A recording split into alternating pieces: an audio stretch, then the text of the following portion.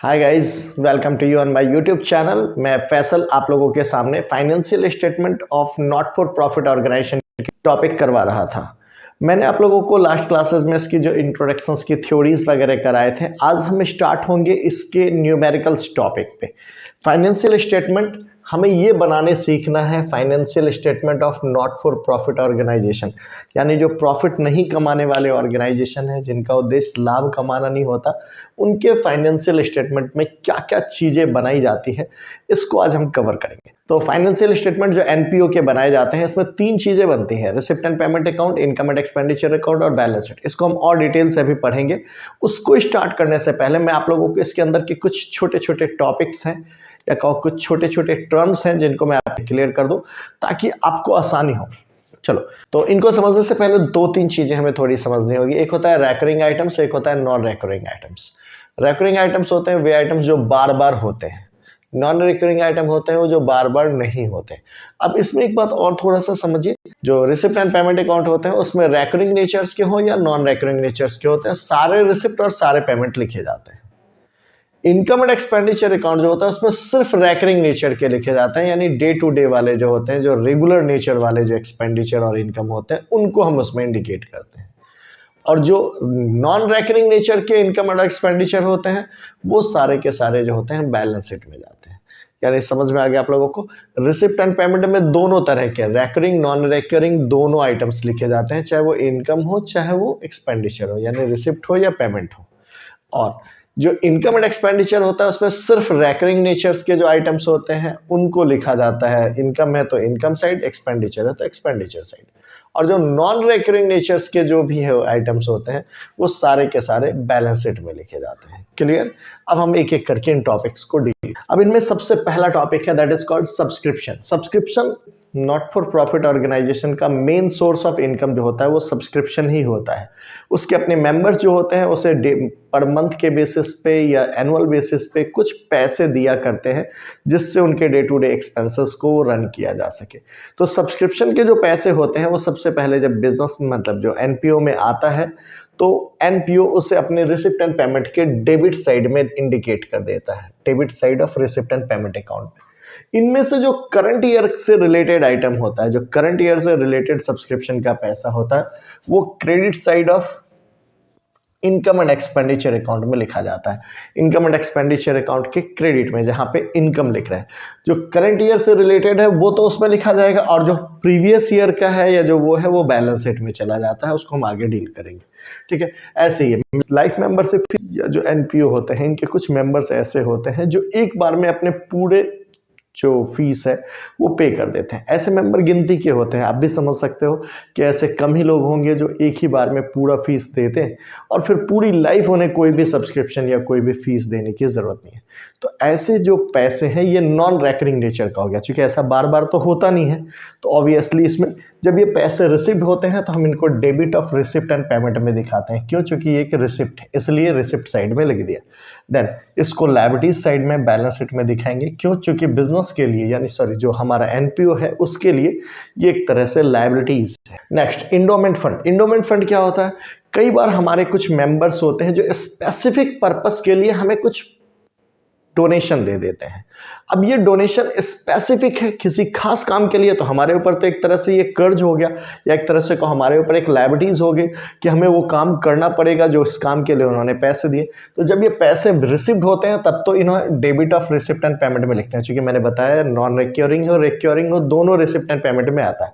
अब ये तो नॉन रिक्योरिंग नेचर का है कि स्पेसिफिक काम के लिए आपको पैसे मिल रहे हैं, तो इसको आप अपने यहाँ लायबिलिटीज साइड में दिखाओगे बैलेंस शीट में। क्योंकि मैंने आपको क्या कहा, रिक्योरिंग वाले नॉन रिक्योरिंग वाले कुछ भी हो वो रिसिप्ट एंड पेमेंट में तो आने ही आने हैं, बट बाद में वो कहाँ जाएगा? इनकम एंड एक्सपेंडिचर में सिर्फ रिक्योरिंग वाले जाते हैं, नॉन रिक्योरिंग वाले बैलेंस शीट में चले जाते हैं। क्लियर?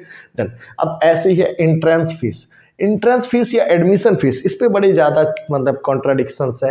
एंट्रेंस फीस होता है कि जो मेंबर्स होते हैं जब वो एंट्री करते हैं तो उसको एंट्रेंस फीस के रूप में या एडमिशन फीस के रूप में अपने क्लब या एनपीओ को कुछ पैसे देने पड़ते हैं। अब क्लब के लिए तो ये रेगुलर नेचर का इनकम है, क्योंकि बार बार उसको पैसे मिल रहे हैं। तो इसमें एक चीज़ का ध्यान रखना कि ये पैसे जब रिसिप्ट होंगे तो debit of receipt and payment में लिखे जाएंगे, यानी रिसिप्ट एंड पेमेंट के रिसिप्ट साइड में लेके जाएंगे। एक बात तो ये क्लियर हो गया। दूसरी बात क्या होगी, ये कहाँ जाएगा, तो अभी ये डिपेंड करता है क्वेश्चन में क्या दे रखा है। अगर क्वेश्चन में साफ साफ मेंटेन है कि कहाँ डालना है उसको, तो देन जहां से अकॉर्डिंग टू क्वेश्चन आप उसको वहां पे ले लो, अकॉर्डिंग टू क्वेश्चन। यानी अगर क्वेश्चन में कह रखा कि आप उसको कैपिटलाइज करो तो आप बैलेंस शीट में लायबिलिटीज में शो कर देना। अगर उन्होंने कुछ नहीं रिवेन्यू के लिए कह रखा है तो आप इनकम एंड एक्सपेंडिचर में डाल दो, इनकम साइड में। और अगर कुछ नहीं कहा हो तो जनरल टर्म्स में हम इनको इनकम की तरह ट्रीट करते हैं और credit side of income and expenditure account में शो करते हैं। क्लियर है? मतलब जो एंट्रेंस फीस हो या एडमिशन फीस हो, अगर कुछ कह रखा हो नीचे इंफॉर्मेशंस में दे रखा है, एडजस्टमेंट में कुछ दे रखा, तो जो दे रखा उसके हिसाब से आप उसको डील करो। अगर कह रखा है कैपिटलाइज करना है तो बैलेंस शीट में डालो, अगर कह रखा है रिवेन्यू मानना है तो फिर आप उसको इनकम एंड एक्सपेंडिचर में लोगे। बट अगर कुछ नहीं कहा हो, जनरल टर्म्स में हम उनको इनकम एंड एक्सपेंडिचर में इनकम साइड में दिखाते हैं, that means credit of income and expenditure का। अब तो ये 8 टर्म्स को हमें सीखना है, ठीक है। अब इसमें एक है डोनेशन। डोनेशन ये बड़ा इंपॉर्टेंट टॉपिक है। डोनेशन में एक चीज ध्यान रखना, एक होता है स्पेसिफिक डोनेशन जो किसी खास काम के लिए मिला हो, जैसे donation for building, donation for pavilion, donation for construction of swimming pool.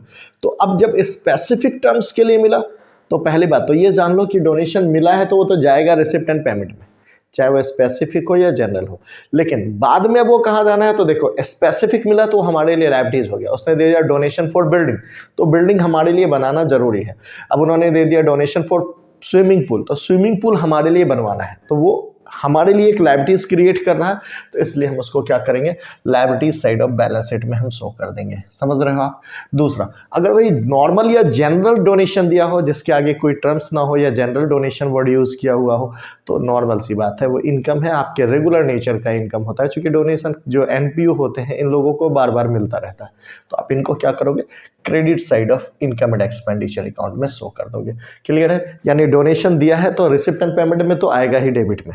अब स्पेसिफिक है तो लायबिलिटीज में जाएगा, और नॉर्मल या जनरल दे रखा है तो credit side of income and expenditure में जाएगा। क्लियर? अब सेल ऑफ एसेट्स, इसको समझते हैं। सेल ऑफ एसेट्स का मतलब कई बार क्या होता है, एनपीओ में एसेट्स को वो बेच देते हैं। तो हमें मतलब समझो, एसेट्स को हमने बेचा है तो हमारे पास पैसा आया तो पहला काम रिसिप्ट एंड पेमेंट में, रिसिप्ट में लिख दिया आपने डेबिट साइड में। एक चीज तो समझ में आ रहा, ठीक है। अब उसके बाद फिर क्या करोगे बेटा, उसके बाद दूसरा ट्रीटमेंट। अब हम देखेंगे जो एसेट्स था वो उसको हमने प्रॉफिट पे बेचा है या लॉस पे बेचा है। समझो कि एसेट्स है, जैसे मान लो 10,000 रुपए का एक फर्नीचर था, अब एनपीओ ने उसे 9,000 या 7,000 रुपए में बेच दिया। अब 7,000 रुपए रिसिप्ट हुए, वो रिसिप्ट में आ गया। जो 3,000 रुपए का लॉस हुआ है, वो लॉस को आप लॉस की तरह ट्रीट करो। प्रॉफिट है तो इनकम साइड में, और अगर लॉस है तो एक्सपेंडिचर साइड में दिखाओगे इनकम एंड एक्सपेंडिचर अकाउंट में। क्लियर है? Loss on sale of furniture इस टाइप के नाम से। क्लियर? अब जितने पैसे का एसेट्स आपने बेचा था, यानी जो 10,000 रुपये उसका जो फेस वैल्यू था या जो उसकी बुक वैल्यू थी, उतने पैसे आप क्या करोगे, उसको बैलेंस शीट में से एसेट्स में से घटा दोगे। समझ रहे हो? मतलब इसका 3 जगह ट्रीटमेंट हुआ। अगर एसेट्स सेल हुआ है तो एक काम, जितने का बिका उसको आप रिसिप्ट एंड पेमेंट में डेबिट में दिखा रहे हो। एक चीज तो ये हो गया। अब उसके बाद दूसरा क्या होगा, जो लॉस या प्रॉफिट उससे राइज होगा वो आप इनकम एंड एक्सपेंडिचर अकाउंट में, इनकम है प्रॉफिट हुआ है तो इनकम साइड में, और अगर लॉस हो रहा तो एक्सपेंडिचर साइड में शो करोगे। तीसरी बात, उस पार्टिकुलर जो बुक वैल्यू ऑफ एसेट्स है उसको आप एसेट्स में से माइनस कर दोगे, उस रिलेटेड एसेट्स में से। अब ऑनरेरियम एक इंपॉर्टेंट टर्म्स है। कई बार क्या होता है, जो फर्म्स जो क्लब्स वगैरह होते हैं या जो एनपीओ होते हैं, वो अपने मेंबर्स को कुछ सिखाने के लिए अपने आउटसाइडर को कुछ पेमेंट कर देते हैं। जैसे सपोज करो एक नॉर्मल ले लो, एक क्लब है जहाँ पे आप क्या करते हो, आपका एक मान लो बिजनेस क्लब है। अब उस बिजनेस क्लब के जो मेंबर्स हैं, नया जीएसटी गवर्नमेंट ने लॉन्च किया या जीएसटी में कोई नए चेंजेस गवर्नमेंट ने लाए, तो अब क्या करते हैं, हमने एक सीए को पकड़ के बुलाया, भाई आओ और हमारे जो मेंबर्स हैं उनको आप जो इस जीएसटी के जो नए अमेंडमेंट्स हुए हैं इनके बारे में आप समझाओ। तो वो सीए आता है, 1 दिन 2 दिन लेक्चर देता है, हमारे मेंबर्स को समझाता है कि इसका क्या इम्पैक्ट हो रहा है। अब वो समझा के जा रहा है, इसके बदले में हम क्या करते हैं, क्लब की तरफ से या जो हमारा एनपीयू है उसकी तरफ से उसको कुछ पेमेंट दे रहे हैं। That is called honorarium. वो हमारा एम्प्लॉय नहीं है, वो हमारे यहाँ काम नहीं कर रहा, बट फिर भी वो सर्विस देने के लिए आ रहा, दैट्स वाई। तो अब यहाँ पे ऑनरेरियम जो होता है, इसको जब हम पेमेंट करेंगे तो ये तो एक तरह से पेमेंट है, तो ये credit side of receipt and payment में जाएगा, क्योंकि खर्च है। दूसरा, ये एक तरह से नॉन रिक्योरिंग नहीं, रिक्योरिंग नेचर का है, चूंकि ऐसा बार बार होता है। जो एनपीओज होते हैं इस टाइप के लोगों की सर्विस अक्सर दिया करते हैं, इसलिए आप debit side of income and expenditure में दिखाओगे, जहां पे एक्सपेंडिचर साइड में आएगा। ये लास्ट टर्म है अब लिगेसी। लिगेसी क्या होता है इसको अब समझ लेते हैं। लिगेसी नॉर्मली क्या होता है, कई बार कुछ लोग होते हैं जो मर गए, उन्होंने अपनी वसीयत दे दी कि इसका, उनकी प्रॉपर्टी का कुछ हिस्सा जो होगा वो कोई चैरिटेबल ट्रस्ट वगैरह है उनके नाम से वो ट्रांसफर हो गया। तो हमारे एनपीओ के पास कुछ विल के थ्रू, यानी किसी आदमी, कोई डिकेड पर्सन है, उसके विल की वजह से हमारे पास कुछ एसेट्स वगैरह एक्वायर हो रहे हैं। तो एक तरह से ये पैसे आ रहे हैं आपके पास, तो इसको रिसिप्ट एंड पेमेंट में आप डेबिट साइड में दिखाओगे, चूंकि आया आपके पास उतनी वैल्यू का। अब उसके बाद उसको आप, चूंकि ये नॉन रिक्योरिंग नेचर का, ऐसा तो बार बार होता नहीं है कि कोई आदमी मरे और वसीयत करके हमारे नाम से कुछ छोड़ कर जाए, तो दैट्स, ये नॉन रिक्योरिंग नेचर का है। तो आप इसे क्या करोगे, liability side of balance sheet में इसको शो कर दीजिएगा। तो अब ये कुछ एडजस्टमेंट्स हैं जो मैंने आपको बताया। जल्दी जल्दी से आप इसका स्क्रीनशॉट ले लो, मैं हट जा रहा हूं, या फिर आप चाहो तो इसको नोट डाउन कर लो। इनकी जरूरत हमें बहुत ज्यादा पड़ेगी आगे के क्वेश्चंस में। ठीक है, अब हम आगे स्टार्ट करते हैं। Receipt and payment, income and expenditure और बैलेंस शीट को बनाना सीखेंगे। अभी तो हमने सिर्फ उसके अंदर के टर्म्स सीखे, जो टर्म्स अब तक हमने यूज नहीं किया था।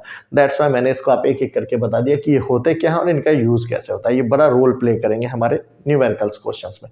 चलो आओ आगे। जो फाइनेंशियल स्टेटमेंट हम बनाते हैं नॉट फॉर प्रॉफिट ऑर्गेनाइजेशन के लिए, इसमें हम तीन चीजें बनाते हैं। एक है जो रिसिप्ट एंड पेमेंट अकाउंट कहलाता है, रिसिप्ट एंड पेमेंट अकाउंट है। जो दूसरी चीजें हमें इसमें बनाना है वो हमें सीखना है income and expenditure account, income and expenditure account. एक तीसरी चीज जो हमें इसमें सीखनी है वो है बैलेंस शीट। यानी जो नॉट फॉर प्रॉफिट ऑर्गेनाइजेशन है वो तीन तरीके के अकाउंट्स बनाते हैं। The first one is called receipt and payment account, the second one income and expenditure account, and the third one is balance sheet. अब हम एक एक करके देखते हैं कि ये क्या है और इनको कैसे बनाया जाता है। तो रिसिप्ट एंड पेमेंट अकाउंट जो होता है, ये एक तरह से कहो सिमिलर टू कैश बुक होता है। यानी जैसे प्रॉफिट ऑर्गेनाइजेशन जो होते हैं, profit motive organisation cash book बनाते हैं, तो ये उसी तरीके से कैश बुक की जगह नॉर्मली अपने यहाँ रिसिप्ट एंड पेमेंट अकाउंट बनाते हैं। यानी अपने यहाँ जितने भी इनकम, जो पैसे इनके पास आ रहे हैं वो रिसिप्ट में, और जो पेमेंट किए जा रहे हैं, खर्च हो रहा है, उसको पेमेंट में दिखाते हैं। ऐसे इनकम एंड एक्सपेंडिचर अकाउंट होता है, ये similar to profit and loss account होता है। Similar to profit and loss account जो प्रॉफिट मोटिव ऑर्गेनाइजेशन बनाते हैं, यानी जो फर्म्स वगैरह बनाते हैं, उसी की तरीके का सेम होता है इनकम एंड एक्सपेंडिचर अकाउंट। और जो बैलेंस शीट है वो बैलेंस शीट ही है। यहाँ पे बैलेंस शीट दो बनते हैं, ओपनिंग बैलेंस शीट और क्लोजिंग बैलेंस शीट, तो इसको हम बाद में डिस्कस करेंगे। अभी हम सबसे पहले आ रहे हैं रिसिप्ट एंड पेमेंट अकाउंट पे। रिसिप्ट एंड पेमेंट अकाउंट, तो ये तो मैंने बताया कि सिमिलर टू कैश बुक है। चलो इसको बनाने का हम तरीका सीखते हैं। इसका फॉर्मेट जो है वो रिसिप्ट एंड पेमेंट अकाउंट आप ऐसे लिख दीजिएगा, रिसिप्ट एंड पेमेंट अकाउंट। अब इसका फॉर्मेट आप कैसे करोगे बेटा, तो सबसे पहले इस साइड में रिसिप्ट होता है, ये अमाउंट हो गया, फिर ये पेमेंट हो गया, और ये फिर अमाउंट हो गया। आप इनको यहीं पे इंडिकेट कर देते हो। समझ में आ रहा? तो अब चलो इसको बनाने का तरीका देखते हैं कि इसे हम कैसे बनाते हैं। तो सबसे पहले क्या करोगे, टू, इसमें क्या होता है, जितने भी पैसे आपके पास आ रहे हैं वो सारे रिसिप्ट में लिखोगे, चाहे कैसे भी आ रहा है, कैपिटल है रिसिप्ट या रेवेन्यू रिसिप्ट है, उससे मतलब नहीं है। सारे जो इनकम होंगे, जो भी पैसे आपके पास जनरेट हो रहे हैं, जो कैश रिसिप्ट हो रहा है, वो सब रिसिप्ट में आएगा। और किसी भी मोड में आप पेमेंट करते हो, चाहे वो कैपिटल एक्सपेंडिचर हो, चाहे रेवेन्यू एक्सपेंडिचर हो, सब पेमेंट में जाता है। चलो, तो अब रिसिप्ट में नॉर्मली जो होता है, सबसे ऊपर में बैलेंस, ये बैलेंस पीडी वर्ड लिखते हैं हम। तो यहाँ अगर कैश का बैलेंस हो या बैंक का बैलेंस हो, नॉर्मली आप इनको बाहर ले लेते हो। ठीक है। अब इधर और क्या क्या हो सकता है, तो रिसिप्ट में और हो सकते हैं कोई भी रिसिप्ट, जैसे सब्सक्रिप्शन रिसिप्ट हुआ, तो सब्सक्रिप्शन एनुअल मोड में भी आता है और मंथली मोड में आए तो किसी भी तरीके का होगा। सब्सक्रिप्शन में अब क्या क्या हो सकता है थोड़ा सा एक बार डिस्कस कर लें। अब सब्सक्रिप्शन नॉर्मली एक होता है नॉर्मल सब्सक्रिप्शन दे रखा हो, कई बार क्या होता है सब्सक्रिप्शन में 1 2 3 सालों का दे रखा होता है तो आप ऐसे भी लिख लोगे। कई बार सब्सक्रिप्शन में ऐसे दे दिया इतने मेंबर्स हैं इतने रुपए पर मंथ देते हैं, तो मल्टीप्लाई करके आप वो भी निकालोगे। हम इसको आगे सब्सक्रिप्शन टॉपिक को काफ़ी डिटेल में स्टडी करेंगे, ठीक है। तो सब्सक्रिप्शन हो गया। ऐसे ही हमें डोनेशन रिसिप्ट हुआ तो वो डोनेशन भी यहीं आ जाएगा। कोई भी जैसे आपको और कोई जैसे क्लब के लिए आपका मेम हॉल है, वहाँ से रेंट रिसिप्ट हो रहा तो रेंट रिसिप्ट हुआ, ठीक है। रेंट रिसिप्ट ऑफ हॉल, इस टाइप के जो होते हैं, तो इस टाइप की चीज़ें जो से किसी भी मोड से आपके पास पैसे अगर आएंगे तो वो आप इधर इनकम में दिखाते चलोगे।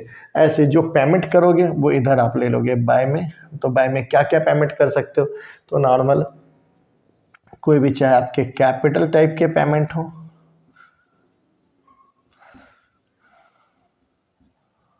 तो कैपिटल पेमेंट में क्या क्या हो सकता है आपके पास, तो जैसे कोई एसेट्स वगैरह खरीदे हो कोई भी चीज़ है तो वो सारे पेमेंट जो होंगे इधर लिख देना। ऐसे बाय में अगर कोई रिवेन्यू नेचर का पेमेंट हो, रिवेन्यू पेमेंट हो तो वो भी आप इसी में दिखा देंगे। जैसे आपने रेंट पे किया, इलेक्ट्रिसिटी बिल पे किया, ऐसे आपने फर्नीचर वगैरह खरीदे हैं, फर्नीचर परचेज किया है तो वो हो गया। या कोई भी इस टाइप का जो भी आपको एक्सपेंसेस दिख रहा है वो सारे एक्सपेंसेस जो भी पेमेंट आप कर रहे हो सब इधर की तरफ डालते जाओगे। देन एट द एंड क्या करोगे, आपको बैलेंस निकालना है। बैलेंस कैसे निकालते हैं, तो नॉर्मल में डेबिट साइड ही ज़्यादा होता है तो हमने डेबिट साइड के पैसे ऐड कर लिए। अब डेबिट ज़्यादा होने का कारण क्या है ये भी सुन लेते हैं कि चलो ऐसा नहीं है कि आप कहोगे कि सर इधर भी तो बैलेंस हो सकता है, नहीं, ये कैश बुक की तरह। तो आपको याद है कैश बुक की टाइम भी बताया था कैश बुक का हमेशा डेबिट बैलेंस होता है। इसका रीज़न है रिसिप्ट एंड पेमेंट का भी डेबिट बैलेंस होता है, इसके भी रीज़न सेम ही है। रीज़न क्या है कि सपोज करो मैं आपसे कहा कि बेटा आप उधर जा रहे हो मार्केट की तरफ, तो एक काम करो ये 100 रुपये लो, आते समय ना उधर से सब्जियां लेते आना। तो आप क्या करोगे, जब सब्जी लेकर आने की बात होगी तो आप मैक्सिमम कितने की सब्जी लाओगे, 100 रुपये का ना, या उससे कम का। क्यों, क्योंकि मैंने तो दिए ही 100 रुपये है ना, तो आप ज़्यादा का तो नहीं है कि 110 रुपये का ले आओगे, क्योंकि आप कहोगे अपनी पॉकेट से लगा दो, इतने बेवकूफ़ तो तुम हो नहीं, समझ रहे हो ना। तो दैट्स नॉर्मल है, मैंने 100 रुपये दिए तो आप क्या करोगे 80 रुपये 90 रुपये 95 रुपये इतने का लाओगे। किसी भी हालत में 102 रुपये 105 रुपये 120 रुपये नहीं करोगे। समझ में आ रहा। तो अब ये यहाँ पे क्या हो गया, तो यही चीज़ मैंने बताया कि हमारा नॉर्मली डेबिट जो रिसिप्ट है वो ज़्यादा होगा। अब उतना ही पैसा आप क्या कीजिएगा, यहाँ पे इंडिकेट कर दीजिएगा। इंडिकेट कर दिया। अब यहाँ पे आप बैलेंस निकाल दोगे बाय, यहाँ पे आप बैलेंस निकाल दीजिए बैलेंस सीडी के नाम से। अब यहाँ जो बैलेंसिंग फिगर होगा वो कैश है या बैंक होगा, तो दोनों में से जो भी हो, कैश इन हैंड हो या कैश एट बैंक हो, या इसको कैश एट बैंक, ये जो भी बैलेंस आपका निकल के आएगा वो यहाँ पे आप लिख देंगे। ये बैलेंसिंग फिगर इंडिकेट करना ज़रूरी है, ये आप इंडिकेट कर दीजिएगा। ये पैसे आपके हो गए, बस यही आंसर आता है। रिसिप्ट एंड पेमेंट के क्वेश्चंस ज़्यादा है नहीं, 1 2 क्वेश्चंस ही आपके पास है, आप इनको आसानी से कीजिए। यहाँ पे एक बात और ध्यान रखिएगा कि नॉर्मल वे में हम क्या कहते हैं, डोनेशन हम देते हैं, ये सब्सक्रिप्शन हम देते हैं, लेकिन नहीं, अभी आप अपने आप को as a not for profit organisation मानना, यानी एक चैरिटेबल इंस्टीट्यूशंस में आप बैठे हुए हो, वहाँ के अकाउंट्स बना रहे हो, तो ये सारी चीज़ें आपको रिसीव्ड होगी। डोनेशन आपको मिलेगा, गवर्नमेंट से एड आपको मिलेगा, सब्सक्रिप्शन आपके पास आएंगे, ठीक है। तो इस चीज़ का ध्यान रखना कि डोनेशन वैसे ही, तो ये चीज़ें जो है एक तरह से हमारे लिए रिसिप्ट है, पैसा हमारे पास आ रहा, इसलिए हमने इन्हें डेबिट में दिखाया। तो वैसे जो जो खर्च करेंगे, कोई भी एसेट्स खरीदो चाहे कोई भी खर्च करो, रिवेन्यू टाइप के जो एक्सपेंडिचर हो, वो सब आप क्रेडिट में यानी इस साइड में डालिएगा। तो यहाँ पे जो डेबिट साइड होता है, इस डेबिट साइड को ही हम रिसिप्ट वर्ड लिखते हैं, और जो क्रेडिट साइड होता है इसके लिए हम पेमेंट वर्ड लिखते हैं। आप आराम से इस टॉपिक को कवर करोगे। हमने अब रिसिप्ट एंड पेमेंट अकाउंट तो बनाना सीख लिया है, अब हम साथ ही साथ क्या करते हैं, इनकम एंड एक्सपेंडिचर अकाउंट बनाना भी सीख ही लेते हैं। छोटा सा टॉपिक है और इसके जो अंदर के एडजस्टमेंट होंगे वो हम बाद में स्टडी अलग से सेपरेटली करेंगे। अब इनकम एंड एक्सपेंडिचर अकाउंट मैंने आपको बताया similar to profit and loss account होता है। Similar to profit and loss यानी क्या है, ये प्रॉफिट एंड लॉस अकाउंट जो हम ट्रेडिंग पीएनएल जब करते थे, पीएनएल अकाउंट जो हम प्रॉफिट ऑर्गेनाइजेशन का बनाते थे जिससे हमें नेट प्रॉफिट नेट लॉस का पता चलता था, उसी की तरीके का ये अकाउंट होता है, that is called income and expenditure account. Income and expenditure account जो होता है इसका फॉर्मेट बहुत ही आसान है। एक साइड एक्सपेंडिचर हो गया और डेबिट साइड में, और जो क्रेडिट साइड होता है इसमें आपका इनकम हो जाता है। प्रॉफिट एंड लॉस में भी आप ध्यान लगाओ तो क्रेडिट साइड में सारे इनकम ही लिखते थे आप, जो प्रॉफिट होता था, और जो डेबिट साइड में हम एक्सपेंसेस वगैरह लिखते थे। इसको बनाने का तरीका क्या आता है, normally receipt and payment account से इनकम एंड एक्सपेंडिचर अकाउंट बनाता है, इसलिए मैंने जानबूझ के साथ ही कराया। इनकम एंड एक्सपेंडिचर को समझने से पहले दो चीजें और समझ लो। इनकम एंड एक्सपेंडिचर में हम सिर्फ रिवेन्यू आइटम को लेते हैं, हम कोई भी एसेट्स से रिलेटेड या कैपिटल आइटम से रिलेटेड आइटम को नहीं लेते हैं। अब इसमें थोड़ा सा चलो रिवेन्यू आइटम्स को भी हम डिस्कस कर ले। रिवेन्यू आइटम्स क्या होता है ये समझ लो। रिवेन्यू दो तरह के होते हैं रिवेन्यू आइटम, एक होता है रिवेन्यू एक्सपेंसेस, एक होता है रिवेन्यू रिसिप्ट्स। रेवेन्यू एक्सपेंसेस होते हैं those expenditure by which we get the benefit at a particular period of time, यानी हम उसी पीरियड ऑफ टाइम में हम बेनिफिट लेते हैं और उसके बाद हमारा बेनिफिट खत्म हो जाता है। जैसे आप रेंट पे करते हो, जैसे वेजेस देते हो, सैलरी देते हो, तो ये क्या होता है, डे टू डे एक्सपेंसेज है जिसका फायदा आप जिस समय में पेमेंट करते हो तब मिलता है, उसके बाद खत्म। अब रेवेन्यू रिसिप्ट क्या होता है, तो those receipt by which neither assets decrease nor liabilities increase, यानी जिसके द्वारा मतलब ऐसे इनकम जिससे ना तो आपके एसेट्स में कोई रिड्यूसमेंट होता है ना ही कोई लायबिलिटीज आपके बढ़ते हैं, वो आपके रेवेन्यू रिसिप्ट्स कहलाते हैं। तो ये चीजें समझ में आ रही। इसमें हम सिर्फ रेवेन्यू आइटम लेते हैं, कैपिटल आइटम लेते ही नहीं, यानी एसेट्स से रिलेटेड, लोन से रिलेटेड या लायबिलिटीज से रिलेटेड जो आइटम्स होंगे उनको हम बिल्कुल इग्नोर करेंगे। तो चलो अब मैंने आपको क्या बताया, हम इधर से इधर क्रॉस कर रहे हैं, तो देखो ये जो बैलेंस है कैश और बैंक के, तो एसेट्स है तो इसको नहीं लेंगे। अब यहाँ सब्सक्रिप्शन है, सब्सक्रिप्शन हमने उठा के बाय में सब्सक्रिप्शन डाल दिया। अब सब्सक्रिप्शन में एक चीज को ध्यान रखना कि सब्सक्रिप्शन सिर्फ करंट ईयर का सब्सक्रिप्शन लिया जाता है, इसमें हम प्रीवियस ईयर का, जैसे मैंने आपको बताया था कि सब्सक्रिप्शन कई बार आपके पास 3 साल के दे रखे होंगे, प्रीवियस ईयर वाले भी होंगे, करंट ईयर वाले भी होंगे, और जो अपकमिंग ईयर जो होंगे, जो फ्यूचर वाले वो भी दिए होंगे। हमें मतलब सिर्फ करंट से है, इसमें एडजस्टमेंट भी होता है। ये एडजस्टमेंट हम अभी आगे के टॉपिक में डिटेल से उसकी स्टडी करेंगे कि सब्सक्रिप्शन में क्या क्या चीजें हो सकती हैं, बट मोटा मोटा सब्सक्रिप्शन का पैसा यहाँ पे। अब इसके बाद मैंने क्या कहा था, इधर से जब जैसे डोनेशन है, रेंट है, रिसिप्ट, तो यही इंटरेस्ट, रेंट, लॉकर रेंट वगैरह। एक बात और ध्यान रखना कि इनमें जैसे इनकम जो होते हैं इनके पास कैसे कैसे हो सकते हैं, तो जो एनपीओ होते हैं उनको इंटरेस्ट वगैरह मिल सकता है जो हाँ इन्होंने इन्वेस्ट कर रखा है, इनको रेंट वेंट भी मिल सकता है अगर इनके पास कोई प्रॉपर्टीज वगैरह है। कई बार क्या होता है इनके पास लॉकर वॉकर होते हैं, बहुत से क्लब वगैरह हैं, जिम्स वगैरह हैं, ये सब जो होते हैं अपने यहाँ लॉकर रखते हैं। लॉकर में क्या होता है कि आप अपने सामान को रखो, बदले में आपसे कुछ रेंट वसूल करते हैं, तो ये हो गया। ऐसे एंट्रेंस फीस वगैरह हो सकता है। इनमें से भी आप देखो डोनेशन है, रेंट रिसिप्ट फ्रॉम हॉल, तो ये rent receipt from hall rent में ही आ गया। डोनेशन की बात समझो कि डोनेशन में 2 तरह का डोनेशन होता है। अगर स्पेसिफिक डोनेशन कह रखा हो किसी खास चीज के लिए, वो मत लेना क्योंकि वो कैपिटलाइज हो गया। और अगर ऐसे नॉर्मल डोनेशन टर्म्स दे रखा है तो आप डोनेशन यहाँ पे ले लोगे एज अ इनकम। चलो मैं आपको इसको इंडिकेट ही कर देता हूँ यहाँ पे, ठीक है, मैंने इसे डाला नहीं था। तो जो डोनेशन अगर हुआ तो वो भी आप यहाँ पे डाल दोगे।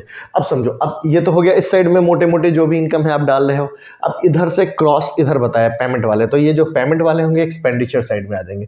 तो इसमें कैपिटल पेमेंट वगैरह तो लेते नहीं है, मैंने आपको पहले बताया कोई भी एसेट्स वेसेट्स खरीद रहे हो उसको मत लेना, ठीक है। अब रेवेन्यू वाले पेमेंट में क्या क्या हो सकता है, जैसे लाइटिंग है, रेंट वगैरह दे रहे हो, स्टेशनरी वगैरह पे कर रहे हो, ठीक है, पोस्टेज स्टाम्प है, टेलीग्राफ एक्सपेंसेस या टेलीफोन एक्सपेंसेस वगैरह है, कोई इंश्योरेंस वगैरह पे किया जा रहा है, वेजेस एंड सैलरी है, सैलरी एंड वेजेस इस टाइप के वर्ड्स हो, ठीक है। तो ये सारे खर्चे होंगे इसमें से, जैसे मैंने बताया ना कि रेवेन्यू पेमेंट के जितने भी रेंट, इलेक्ट्रिसिटी है, फर्नीचर, अब देखो फर्नीचर तो एसेट्स है, नहीं लेंगे, तो इस टाइप के हम आइटम्स को इधर डालते चलेंगे। समझ में आ रहा। अब इसके बाद हमें बैलेंस निकालना होता है। बैलेंस में ट्रिक है, बैलेंस में ट्रिक क्या है, छोटा सा ट्रिक है, उसको हम थोड़ा सा रिकॉल कर ले।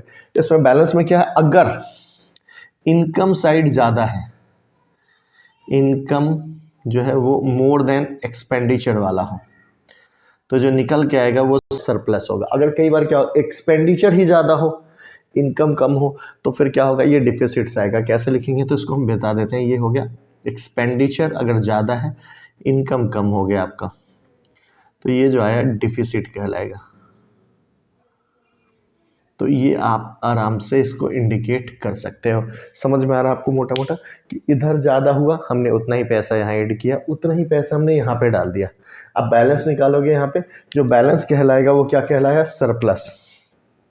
वो इरेज हो गया मेरे से ही, ठीक है, ये सरप्लस हो गया। तो आप क्या करोगे, सरप्लस यहाँ पे लिखोगे excess of income over expenditure, ये वर्ड्स लिख के आपने वो बैलेंसिंग फिगर जो है यहाँ पे इंडिकेट कर दिया।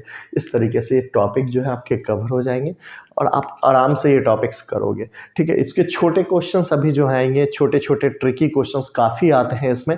हम कई टॉपिक हैं जिनके एडजस्टमेंट करने होते हैं, जैसे मान लो सब्सक्रिप्शन है तो इसमें आउटस्टैंडिंग है, एडवांस है, ये सब। तो हम ये सारे एडजस्टमेंट हम आगे अभी टॉपिक में सीखेंगे। फिलहाल हम कर रहे हैं छोटे छोटे टॉपिक्स, ताकि हमें पता हो कि रिसिप्ट एंड पेमेंट कैसे बनता है, इनकम एंड एक्सपेंडिचर कैसे बनता है, बैलेंस शीट भी बनाना अभी हम सीखेंगे, ठीक है। मिलते हैं नेक्स्ट वीडियो में नेक्स्ट टॉपिक के साथ। Wish you all the best. जाते जाते चैनल पे अगर नए हो तो चैनल को सब्सक्राइब करो, बेल आइकन को जरूर दबाना है। इससे जितने भी हमारे नए वीडियोस होंगे आपको टाइम टू टाइम मिलते रहेंगे। और अपने फ्रेंड्स वगैरह के साथ, ग्रुप के साथ इसे शेयर कीजिए, ताकि हमारे प्रयास का फायदा उन लोगों तक भी पहुंच सके। मिलते हैं नेक्स्ट वीडियो में। All the best.